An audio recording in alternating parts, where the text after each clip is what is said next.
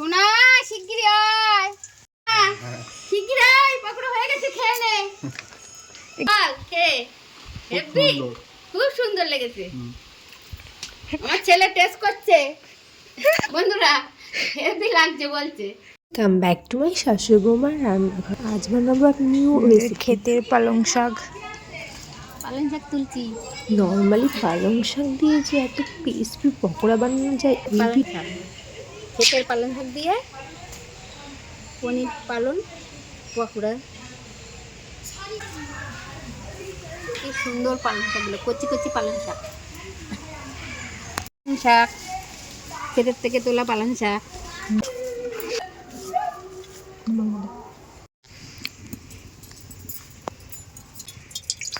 কিছুটা জল,